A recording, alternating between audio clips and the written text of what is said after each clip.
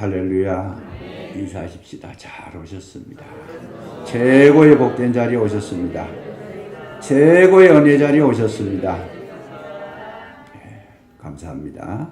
이 시간도 우리 주님 함께 하실 줄로 믿습니다. 5월은 가정의 달로서 우리가 진정으로 하나님의 은혜를 경험하면서 날마다 믿음으로 사는 귀한 그런 축복을 우리에게 허락해 주셨습니다. 여러분의 가정에 주님의 한량없는 은혜가 임하시기를 주의 이름으로 축복합니다. 하나님께서 이 천지를 창조하신 후에 마지막에 하와를 만드실 때에 돕는 배필로 지어주셨고, 그것으로 인해서 가정이 이렇게 제일 처음 형성이 되었습니다. 그래서 하나님이 하신 일들 가운데에 처음 하신 일이 뭔가, 우리 인간에 대해서 하신 일은 가정을 만드셨다는 것이고, 신약에 와서 예수님께서 이 땅에 오셔서 제일 처음 하신 일이 뭔가, 결혼식장에 가셨다는 거죠.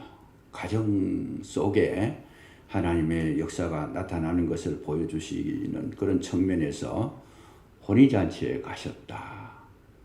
이것은 예사로 볼 게 아니다는 거죠. 왜 그러냐? 처음 하는 것은 무엇이든지 굉장히 의미를 담고 있고 굉장히 중요한 것이다. 왜냐하면 그것은 그 사람의 모든 삶의 방향이 거기에 예시되어 있고 의미가 함축되어 있기 때문에 첫 행사가 굉장히 중요한데, 예수님께서 첫 기적을 행하신 것이 뭐냐? 갈릴리 가나의 혼인잔치에 참석하셨다가 포도주가 떨어졌는데 그 포도주를 만드셨다. 그렇게 하신 것이 예수님이 첫 기적인데, 이것은 굉장히 그 시사하는 의미가 크다라는 거죠. 굉장히 큰 것이다. 우리나라에도 예를 들어 한 국가의 대통령이 되고 뭐 국회의원이 되든지 무슨 중림을 맡게 되면 바로 제일 처음 찾는 곳이 주로 어디입니까? 현충원을 찾잖아요. 그 현충원을 찾는다는 의미는 뭐겠습니까? 조국을 위해서 그야말로 피를 흘렸던 이 선조들을 생각하면서 나라를 사랑했던 그 선조들의 정신을 이어받아서 우리도 이 국가를 사랑하는데 전심전력하겠습니다 하는 이런 표현입니다. 그래서 현충원을 찾는 거죠.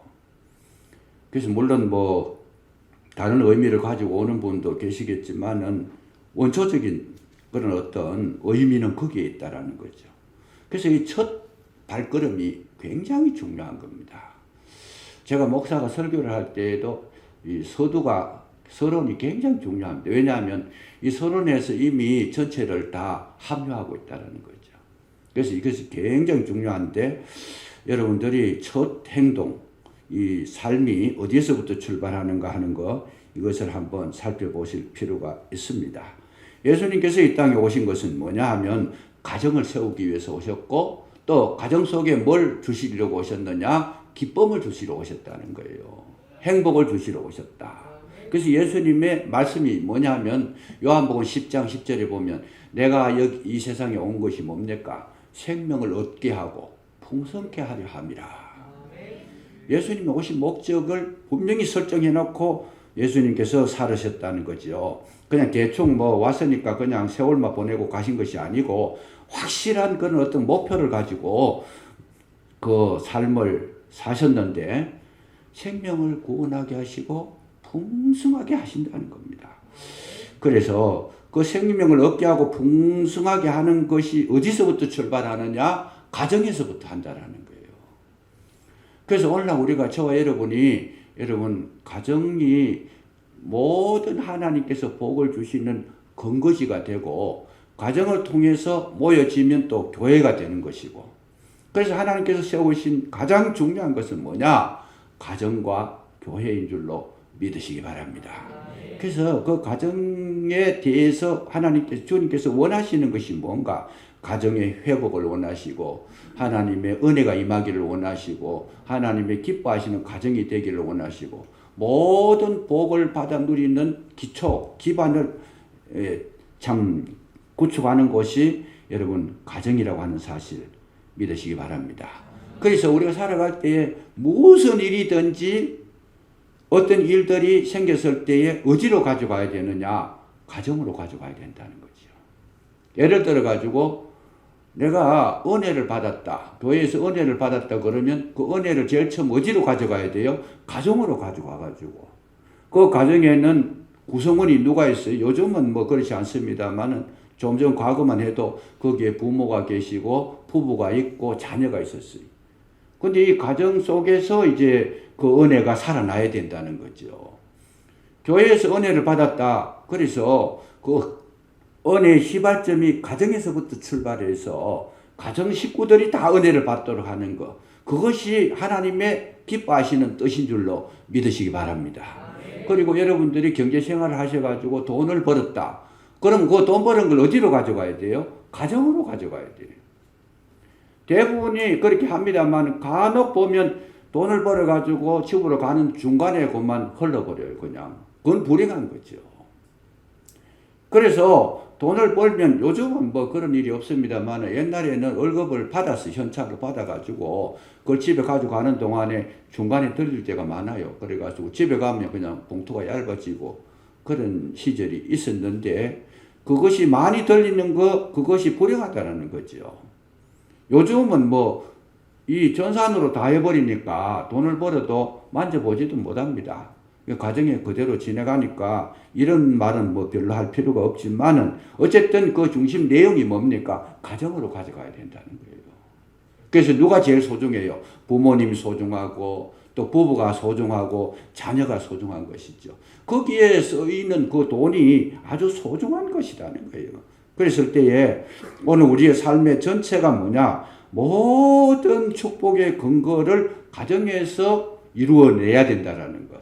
내가 어디 가가지고 1,000만 원을 돈을 벌었다. 그러면 가정 식구들이 어떻게 해요? 1,000만 원의 혜택을 누리는 겁니다. 내가 만약에 1억을 한 달에 벌었다. 그러면 그 가정 식구들이 1억의 축복을 누리는 거예요. 행복을 누리는 거라는 거죠.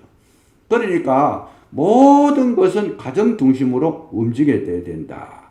성공을 해도 가정 식구들이 기뻐하는 성공이고 출세를 해도 가정 전체가 좋아하는 그런 출세가 되는 것이다. 근데 뭐 남편은 어디 가서 잘 나가는데 식구들은 지금 뭐 그냥 늘 우울하다. 그거는 지금 뭔가 잘못됐다라는 거죠. 그래서 여러분들 모든 활동 속에서 가정이 참으로 건강하시고 행복하시고 온전하시기를 주의 이름으로 축복합니다. 이것이 가장 하나님께서 원하시는 거예요. 그래서 처음 기적을 갈릴리가 혼인잔치에서 새 가정을 꾸미는 거기에서부터 주님께서 출발하셨다고 하는 거, 이거는 예사로운 일이 아니라는 거죠. 그런데 이제 중요한 것은 예수님께서 거기 가셨었는데도 불구하고 문제가 생긴 거예요. 어떤 문제가 생겼어요? 아마 손님이 많이 오셨든지 아니면 준비를 적게 했든지 잔치를 한참 진행하는 가운데에 포도주가 떨어졌다는 겁니다. 어떤 분이 그런 이야기를 해요. 그 당시에는 가정에서 뭐 하여튼 행사할 때 이 술도 드시고 그렇게 한 것을 공식적으로 인정하는가 보다 이렇게 이야기하시는 분이 계시는데 이건 오해입니다. 왜 오해냐 하면 여기에 나오는 그 당시의 문화는 뭐냐? 주로 양고기를 많이 드시니까 양고기의 누린내가 많이 나요. 그냥 못 먹어요. 그러니까 포도주를 곁들여서 그들이 음식을 취하게 되는데 그런 의미도 있고 또 하나는 뭐냐 하면 그 석회질이 많은 지역입니다. 그 지역이 지금도 유럽 지역에도 가면 그래요. 유럽 지역에도 가면 전부 포도주가 우리 한국에는 그렇게 많지 않아요. 우리는 물이 너무 좋으니까 그럴 필요가 별로 없는데 유럽에 가보시면 전신에 어느 나라든지 제일 많이 생산되는 것이 포도 농사고 포도주를 만들어서 그들이 먹고 마시고 즐기고 있다라는 거죠. 왜 그랬을까? 석회질이 많다는 거예요. 불행한 거잖아, 사실은. 산에서 내려오는 그 땅에 석회질이 많아가지고 그 물 전체를 그대로 드시면 우리가 소중한 그 이도 상하게 되고 위장도 상하게 되고 사람이 건강을 잃어버리는 거예요. 그러니까 이제 포도주를 만들어가지고 그 물을 정화를 시켜가지고 먹게 되는 것이고. 그런데 성경에서 나올 때에 이 포도주를 말할 때에는 또 다른 의미가 있습니다. 뭐냐면 하나님께서 우리에게 주실 때에 이 포도주라는 것이 뭐냐? 사람을 기쁘게 한다는 거예요. 즐겁게 한다는 거예요. 그래서 이 포도주가 떨어졌다라고 하는 것은 그 가정에, 그 혼인잔치를 치르는 그 가정이 지금 출발하려고 하는 거기에 불행이 왔다라는 겁니다. 기쁨이 사라졌다라는 거예요. 그래서 이런 측면에서 이제 우리가 접근해 보면, 아, 이것이 무슨 뜻인가? 우리처럼 이렇게 막 소주같이 독주를 마신 게 아니고, 그 기쁨을 상징하는 것이 거기에 포도주였더라. 영적으로 보면, 이렇게 해석을 해보면 그것이 그렇게 오해되지 않을 수 있다. 그 말이죠. 어쨌든 이런 과정에서 결혼식을 막 올려서 하는데 포도주가 떨어졌으니까 신혼 뭡니까? 결혼식이 뭐가 되겠어요? 기쁨이 되지 아니하고 정말 황당한 거죠, 이게. 제일 중요한 것이 포도주인데 이게 떨어져 버리니까 기뻐해야 될 그 잔치가 비극이 되는 겁니다. 그랬을 때에 이 문제, 참 심각한 문제가 발생했다. 이거는 뭘 생각하느냐? 오늘 우리에게 주시는 그 메시지가 뭐냐? 우리가 살아갈 때에도 마찬가지입니다. 좋은 가정을 누구나 이루고 싶지만은 포도주가 떨어질 때가 온다라는 거예요. 우리 가정 속에서도 뭔가 행복해야 되고 즐거워야 되고 기뻐해야 되고 좋아해야 되는데 그렇지만은 않다는 거죠. 포도주가 떨어질 때가 온다는 우리 삶 속에, 우리 가정 속에 원치 아니하는 어려움이 오고 원치 아니하는 그런 괴로움이 찾아오고 고통이 찾아오는 때가 있다라는 거예요. 이거 뭐 우리가 준비를 잘했든 뭐했든 잘 사는 집이든 못 사는 집이든 사람이라면 어느 가정에든지 포도주가 떨어질 때가 있더라. 건강이 악화됐을 때 재밌어야 되고 즐거워야 될 가정이 그야말로 침울한 가정이 됩니다. 식구 중에 한 분만 그야말로 어느 날 갑자기 몸이 안 좋아서 병원에 갔더니 말기암이 됐더라. 당신은 몇 달 못 산다 하더라. 이 이야기를 들으면 그 가정이 포도주가 딱 떨어지는 거예요. 그냥 어떻게 이런 일이 있을까? 세상에 그거보다 큰 비극이 없잖아요. 알기 전까지만 해도 행복했고 즐거웠고 좋아했고 막 그냥 함께 웃었는데 그 소식을 딱 듣고 나니까 그 가정이 완전 다운되어 버리는 거죠. 온 세상이 하늘이 무너지는 것 같다. 어느 날 갑자기 사랑하는 아들이 막 그냥 갑자기 막 공격성이 나타나가지고 부모에게 대적하고 막 대들고 고함 지르고 그냥 집을 나가고 가출해버렸더라. 부모에게는 엄청난 충격이지요, 그냥. 그 전까지만 해도 얼마나 행복했겠어요, 그 자녀를 키우면서. 근데 이제 조금 키워놓으니까 이제 자기 뭐 뜻대로 뭔가 안 됐든지 막 이렇게 막 대적을 해버리고 엄청난 그런 도전을 해버리면 그 가정은 포도주가 떨어져 버리는 겁니다. 어려운 가정이 되는 겁니다. 오늘 우리가 살아가는 이 시대 속에서 복병이 많아요. 어떤 문제가 우리를 찾아올지 모르는 겁니다. 계속 포도주가 떨어지게 하는 어떤 어두운 요소들이 곳곳에 그렇게 산재해 있다라는 거. 우리 가정들이 다 위협을 받고 살아가는 거예요. 어느 날 가정에 부부가 사랑해서 결혼했다가 서로 마음이 안 맞아서 그냥 서로가 불편해 하다가 어느 날 갑자기 우리가 이혼을 선고해버리면 그 얼마나 가정이 불행한 가정이겠어요. 포도주가 떨어진 거예요. 비극의 가정이 되어버리는 겁니다. 인생사가 그렇다는 거죠.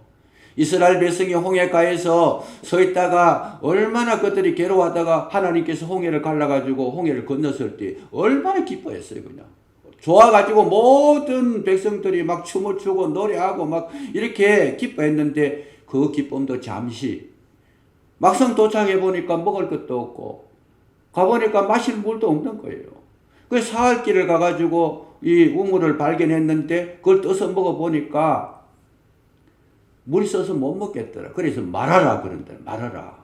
그 기쁨이 사흘 전만 해도 그렇게 홍해를 건넜으니까 이거는 막 기적 중에 기적이잖아요. 엄청난 하나님의 은혜를 경험했는데 사흘 뒤에 가서는 완전히 포도주가 떨어져 버린 거죠. 이런 일들은 비일비재하다라는 거예요. 지금 우리는 코로나19로 인해 가지고 가정에 포도주가 떨어진 가정이 너무 많다는 거예요, 지금. 우리가 지원하고 있는 그 캄보디아 김문식 선교사 지난번에 한국에 왔다가 캄보디아에 돌아갔는데 전화가 왔어요. 전화가 왔는데 목사님 기도 좀 해주세요 그래요. 근데 이게 보통 문제가 아닌 게 그 목소리가 사람이 다 죽어가는 목소리예요, 그냥. 아니 그렇게 씩씩하고 그냥 힘있고 그냥 즐겁게 하던 이 선교사가 다 죽어가는 목소리로 날 위해서 기도 좀 해주세요 그러더라고요. 놀라가지고 제가 왜 그러냐고.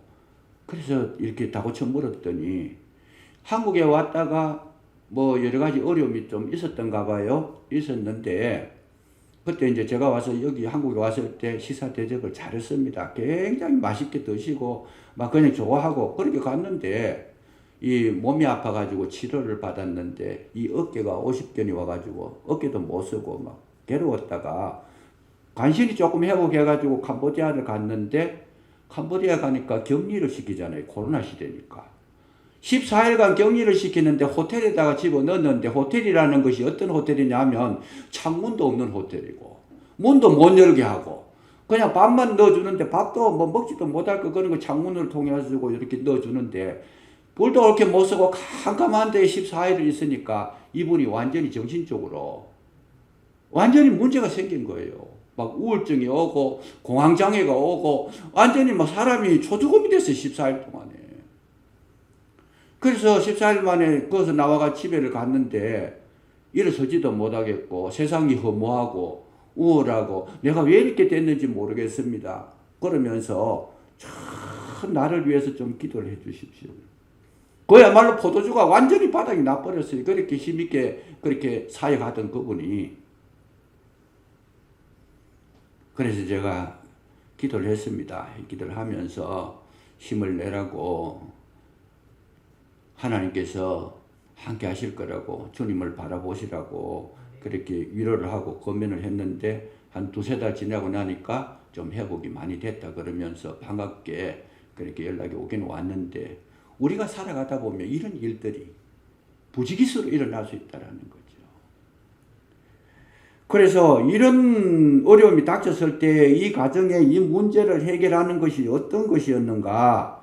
예수님이 어머니가 거기 계시면서 예수님에게 와서 그 얘기를 합니다. 여기에 지금 포도주가 떨어졌다. 포도주가 떨어졌다. 아들이니까 그 얘기를 하실 수 있는 거죠. 그러니까 예수님의 대답이 아주 냉정하게 대답을 합니다. 뭐라고 대답해요? 여자요.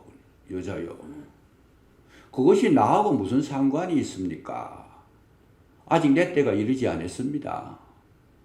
아니 한마디로 막 딱 그냥 그야말로 어디 뭐 칼로 딱 베고 소금 치듯이 막 딱 잘라서 거절해 버리는 거죠.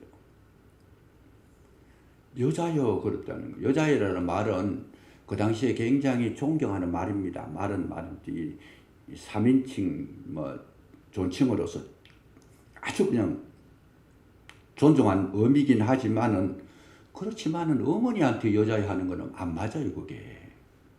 아니 어머니한테 여자여 그러면 어떡하겠어요 그거를. 근데 예수님 그렇게 이야기하셨어요. 그러면서 이거하고 나하고 무슨 상관이 있느냐. 나 아무 상관도 없다. 나는 그냥 잔치에 참여하라고 해서 참여한 것 뿐이고 내 제자들 데리고 와가지고 함께 마시며 즐길 뿐인데 포도주 떨어진 거는 주인 잘못이지 내 잘못이 아니다 그 말이죠. 나 그거 아무 상관없습니다. 그리고 또 하나는 내 때가 되지 않았다. 이렇게 말씀을 하시니까 기가 찰 일이잖아요. 기가 찰 일이잖아요. 여기에 여자여 했는 것은 왜 그렇게 했을까? 여러 가지 의미가 있습니다만 정확하게 우리가 이해할 때는 여자여 했을 때에는 하나님은 예수님은 이 땅에 오셨을 때에 하나님의 말씀을 듣고 하나님의 뜻을 이루고 하나님의 공식적인 인물로 오신 분인데 여자여 했을 때에는 사적인 일하고 인간적인 어떤 세상사하고 나하고 구별을 하겠다 이런 의미예요. 그러니까 내 때가 이러지 않았다. 내 상관하지 않겠다. 이 말은 뭐냐? 하나님께서 명령하신 것이 아니고 하나님께서 원하신 것이 아니고 나는 사람의 목적을 이루기 위해서 이 땅에 온 것이 아니다는 거예요. 뭘 하기 위해서 오셨어요? 하나님의 뜻을 이루고 하나님의 나라를 이루고 하나님의 말씀에 순종하기 위해서 왔지 세상의 문제를 해결하기 위해서 온 내가 아니다. 그걸 지금 말씀하시는 거예요. 여러분 이 문제가 오해를 없으시기 바랍니다. 주님은 철저하게 태어나면서부터 돌아가실 때까지 자기 뜻대로 한 것이 하나도 없어요. 자기 마음대로 한 것이 하나도 없습니다. 그냥 베들레헴에 출생하게 되니까 구유에 태어나게 되니까 구약에 예언된 거잖아요. 그러니까 구유에 태어나신 것이고 예수님이 십자가에 돌아가시도록 그렇게 하나님께서 그렇게 말씀하셨으니까 그렇게 돌아가신 것이고 주님께서 항상 말씀하실 때 나는 내 임의로 한 것이 하나도 없다라고 합니다. 그러니까 지금 포도주 떨어진 거 그거를 내가 상관할 일이 아니다 그 말이에요. 하나님께서 내게 그렇게 하라고 말씀하신 것도 없고 거기에 대해서 내가 관심 가져야 될 이유도 없고 나는 하나님의 말씀을 따라 살기 위해서 왔지 어머니의 말씀 따라 온 것이 아니다를 강하게 표현한 것이 뭐예요? 여자여 이렇게 나온 거예요. 무시해서 그런 게 아니고 존경은 하지만은 공사를 구분하자 이 말이죠. 굉장히 중요한 내용입니다. 그래서 예수님은 무슨 일을 하시든지 항상 아버지 하나님의 그 뜻을 살피고 그 마음을 살피고 원하시는 것이 무엇인지 그래서 예수님이 기도를 참 많이 하셨어요. 왜요? 기도를 하면서 그 뜻을 받는 겁니다. 하나님께서 내가 어떻게 하는 것을 원하시는지 기도하면서 뭡니까? 제자를 부를 때에도 기도하러 가시고 어디 전도하러 가실 때에도 기도하고 가셨어요. 왜? 아버지의 뜻대로 가는 거죠. 그 멀리 수가성 사마리아 수가성 여인이 사는 그 동네까지 갈 때에도 임의로 간 것이 아니고 기도해보고 하나님께서 원하시니까 거기에 갔다라는 거예요. 그러니까 사사건건이 모든 건 하나님의 뜻대로 하는데 이 문제에 대해서는 내가 기도한 적도 없고 하나님의 말씀을 들은 적도 없고 이 문제에 대해서는 나는 관심도 없다. 그 말씀하고 계신 거죠. 그런데 중요한 건 뭐냐?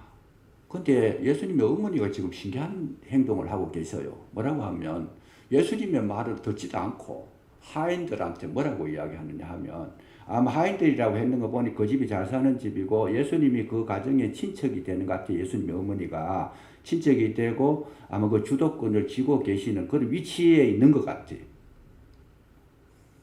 그리고 어머니가 하인들을 시켜가지고 뭐라고 하는가 하면 무슨 말씀을 하시든지 그대로 하라. 오늘 성경을 읽어보세요. 정확하게 그렇게 말씀하시잖아요. 무슨 말씀을 하시든지 그대로 하라. 5절에 보시면 하인들에게 이야기를 이렇게 해놔놓고 가버리시는 거예요. 그렇게 가버리시고 났을 때에 예수님이 뭐라 그러느냐. 그 결례를 행하는 항아리 6개가 놓여 있는데 그게 여기 보면 나오잖아요. 정결 예식을 따라 6절에 두세 통 드는 돌 항아리 6이 놓였는지라. 두세 통이라고 했을 때 한 통이 40리터. 우리로 말하면 그런 거예요. 40리터짜리가 두세 통 든다는 것, 2통 들어가는 것도 있고 3통 들어가는 것도 있고 좀 큰 것도 있고 작은 것도 있고 이 말이죠.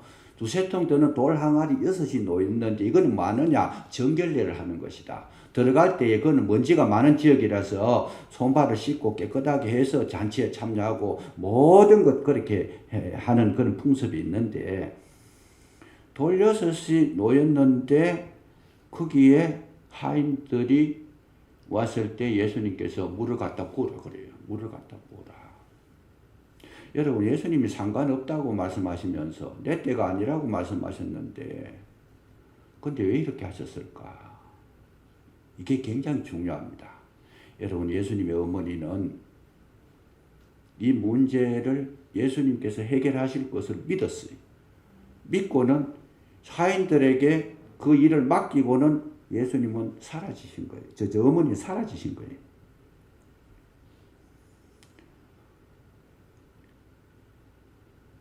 주님이 일을 하실 때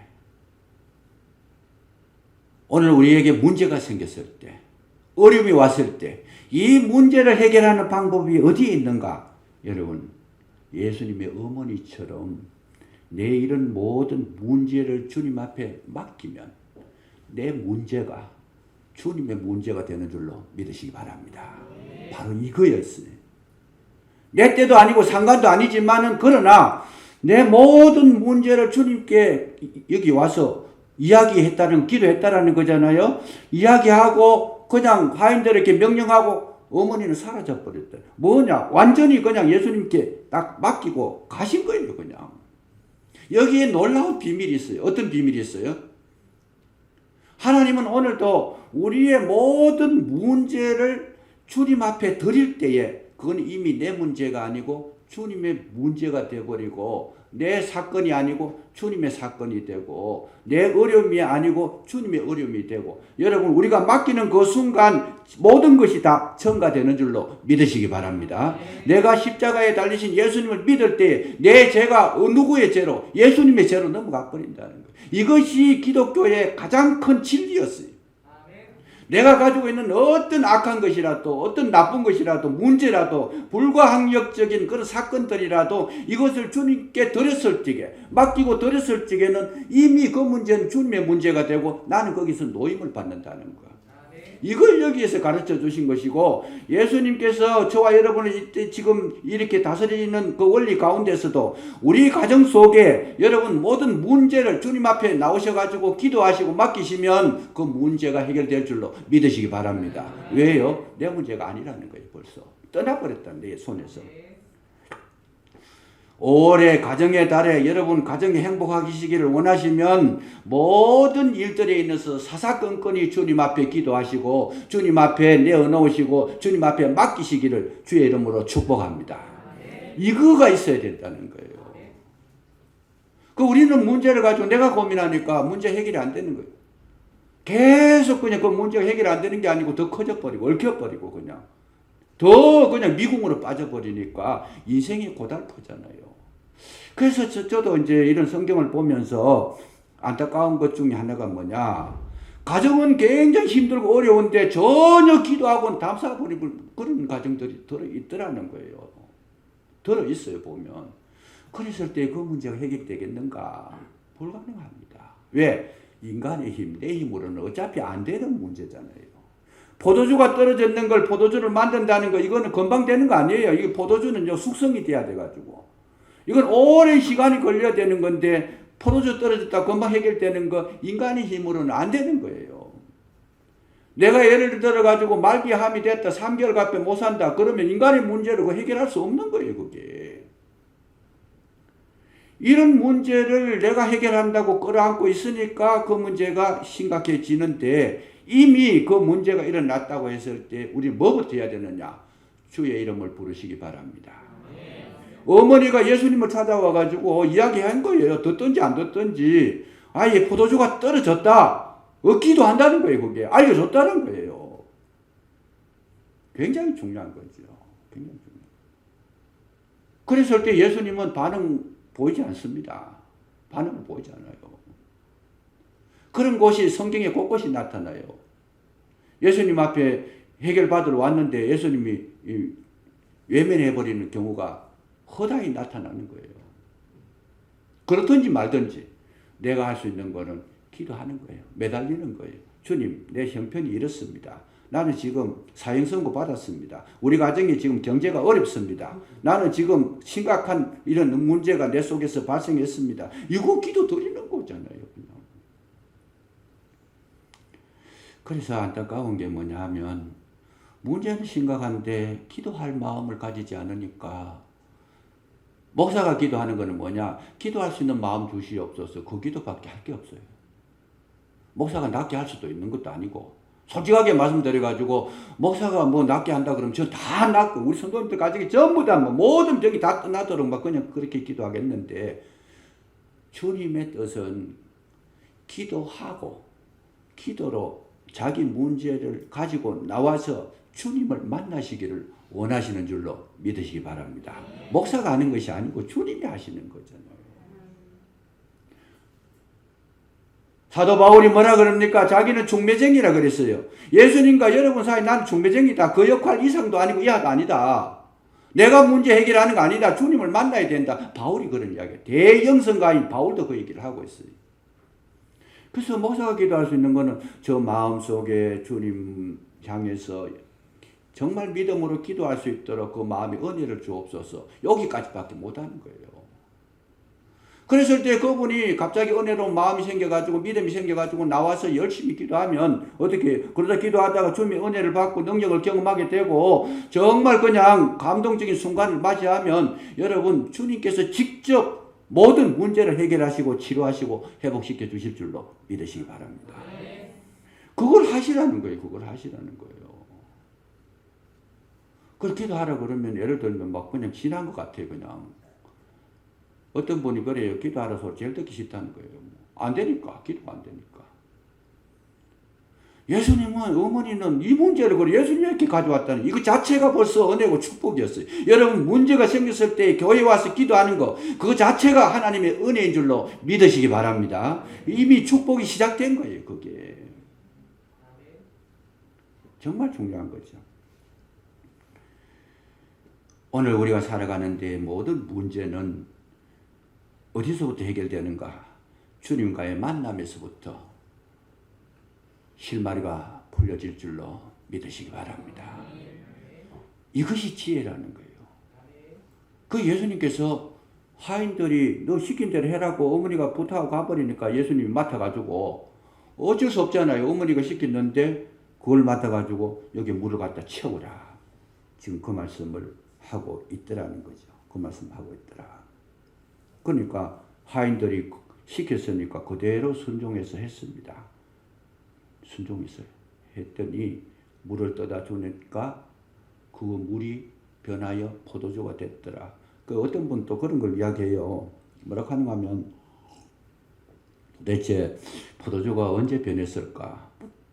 떠다 부을 때 변했을까? 안 떠다가 가져갈 때 변했을까? 아니면 연회장에 마실 때 변했을까? 별걸 다 이야기해요, 그냥. 언제 변했든지 변한 건 변한 거잖아요.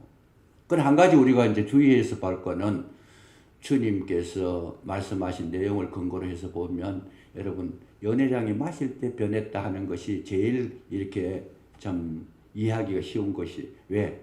끝까지 충성하는 자에게 하나님은 은혜를 베푸실 줄로 믿으시기 바랍니다.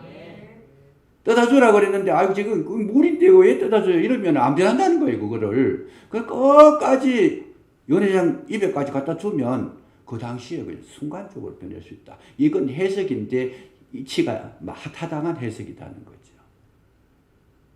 어쨌든 우리가 그 말씀을 듣고 순종했을 때에 그 모든 사건이 해결이 되고 정말 놀라운 일이 벌어졌더라. 지금까지 먹어본 포도주보다 더 좋은 포도주가 되었더라. 이 말은 다른 말로 바꾸면 지금 가정생활, 지금까지 살아온 가정보다 생활보다 훨씬 더 아름답고 복된 가정이 되었더라. 이 뜻을 지금 우리에게 말씀해 주신 것이다. 그 말씀이죠. 하나님은 오늘도 우리에게 뭘 원하시느냐? 더 나은 가정이 되기를 원하시고 더 나은 인생이 되기를 원하시고 더 나은 삶이 되기를 원하시는 줄로 믿으시기 바랍니다. 그래서 여기에 보면 이 포도주를 만들었는 것은 물이 변하여 포도주가 된 것이 아니고 포도주라는 것은 그는 포도 한 송이도 안 들어갔어요. 완전한 새 창조라는 거예요. 완전한 새 창조. 이것이 굉장히 중요한데 완전한 새 창조. 여러분 주님 앞에 우리가 은혜를 받고 말씀을 받고 주님을 만나고 난 뒤에 우리는 새 창조를 입는 것. 하나님이 하시는 일은 우리의 삶을 조금 바꾸어 가지고 인격을 조금 낮게 해가지고 좀 성숙하게 해가지고 그렇게 해가지고 우리를 만드시는 그런 분이 아니고 하나님은 완전히 우리를 새롭게 바꿔버린다는 거예요. 옛 질서, 옛 사람은 완전히 없애버리고 새 사람, 새 질서 속에서 살아갈 수 있는 마인드를 완전히 새롭게 창조하시는 분이 누구시냐? 하나님이시라는 거죠.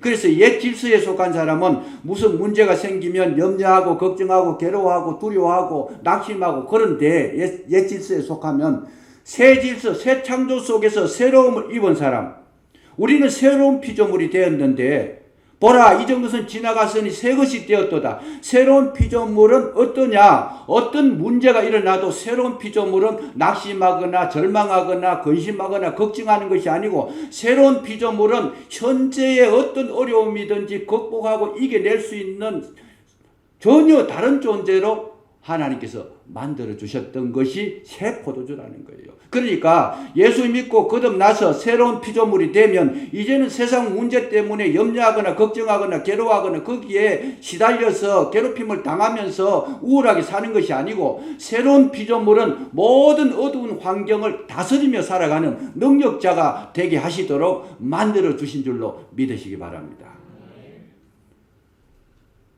우리 예수 믿고 나면 우리는 뭐예요? 이제는 새로운 피조물이에요. 하나님께 소망을 두고 하나님의 은혜 속에서 하나님의 능력 속에서 예수 그리스도의 십자가의 그 거룩한 역사 속에서 살아가는 완전한 새로운 피조물이 됐기 때문에 우리 세상 질서 속에서 이끌려 사는 자가 아니다는 거예요. 구원받은 우리의 능력은 뭐냐? 세상의 어둠을 딛고 밟고 여러분 빛이 들어오면 어둠은 자동적으로 물러가잖아요. 새로운 피조물 된 내 심령을 새롭게 완전히 만들어서 그리스도 예수의 사람이 됐을 때는 그 속에는 뭐가 없어요? 시험도 없고 걱정도 없고 염려도 없고 문제도 없다라는 거예요. 새로운 피조물은 완전히 하나님의 은혜로 충만하게 채워지는 기쁨만 존재한다고 하는 사실 믿으시기를 주의 이름으로 축복합니다. 이게 새 피조물이라는 거예요. 이런 능력을 이미 우리에게 새로운 피조물로 주셨음에도 불구하고 우리는 옛사람을 끊어버리지 못하고 계속적으로 옛사람 소리를 듣고 있어요. 우리는 이미 마귀하고 떠났는데도 마귀의 소리를 듣고 있어요. 우리는 이미 육체는 죽었는데 육체의 소리를 듣고 있어요. 계속. 여러분, 새 피조물이 내가 되었다라고 하는 확신을 가지게 되면 이거를 아는 자가 누구냐? 마귀가 아는 거예요. 새로운 피조물이 됐다는 확신을 가지고 오직 주님을 찬양하며 믿음 안에 은혜 안에 살아가게 되면 마귀가 그를 공격을 못합니다. 왜 우리에게 자꾸 마귀가 공격하느냐? 내가 그걸 못 믿고 못 받아들이고 나는 새로운 피조물이라는 걸 인정하지 못하고 자꾸만 옛사람에 끌려가가지고 늘 그냥 조금 잘못된 것 때문에 주눅들어 있고 낙심하고 실망하고 뭐 조금 불투명한 일 때문에 안 되는 일 때문에 괴로워하고 마음이 다운돼 버리고 그 옛사람의 옛 질서에 끌려가는 거예요, 그냥. 그럴 때 어떻게 해요? 우리가 해야 할 말은 딱 한 가지밖에 없어요. 내게 능력 주시는 자 안에서 내가 모든 것을 할 수 있느니라. 주님은 나에게 새 힘을 주시고, 은혜를 주시고, 기쁨을 주시고, 즐거움을 주시고, 우리 가정을 행복하게 하시는 그 은혜가 이 시점에서 임하실지어다 명령하고 나가시면 어둠의 세력이 떠나가게 될 줄로 믿으시기 바랍니다. 새로운 피조물인데 왜 옛사람이 속해가 있더니 그 정결례를 행하는 그 물은 손발 씻는 물이에요. 우리 거기에 속한 자가 아니고 더러운 자가 아니고 거기에 억눌려서 사는 자가 아니고 새로운 포도주 기쁨이 충만한 그 은혜 속에서 살아가는 것이 아버지의 뜻이고 예수님은 이 일을 하기 위해서 갈릴리 가나의 첫 혼인잔치에 참여를 하셨다는 뜻입니다. 그래서 예수님 오늘도 우리에게 뭘 주시기를 원하셨냐? 기쁨을 주실 줄로 믿으시기 바랍니다. 우리가 행복해하는 걸 좋아하신다는 거예요. 우리 환경이 좋아져서 돈이 잘 벌려서 뭐 일이 잘 돼서 좋아하는 것이 아니고 새로운 피조물이니까 좋아하는 거예요. 정말 주님 주신 은혜와 기쁨이 심령을 새롭게 하시니까 심령을 강건하게 하셨으니까 내가 좋아하는 거예요. 굉장히 중요한 내용인데 우리는 어디에 이끌려가요? 자꾸 환경에 이끌려가요. 돈 좀 잘 벌면 기분 좋고 안 벌리면 기분 나쁘고 심령이 강건해지고 새로운 피조물은 돈하고 아무 상관없이 배고픈 거하고 아무 상관없이 초막이나 궁궐이나 그 어디나 하늘나라 이것이 뭐예요? 새로운 피조물입니다. 시험에 걸릴 이유가 없어요. 이렇게 되면 이 놀라운 진리 때문에 이걸 이루기 위해서 예수님께서 오셔서 그렇게 하셨는데도 불구하고 우리는 이 진리를 받아들이지를 안 하고 그런 게 있는 줄도 잘 모르고 내가 새로운 피조물이 됐다는 것 자체도 지금 희미하고 그러니까 자꾸 끌려가는 삶을 살잖아요. 이 세상은 어차피 고해라서 문제가 생길 수밖에 없어요.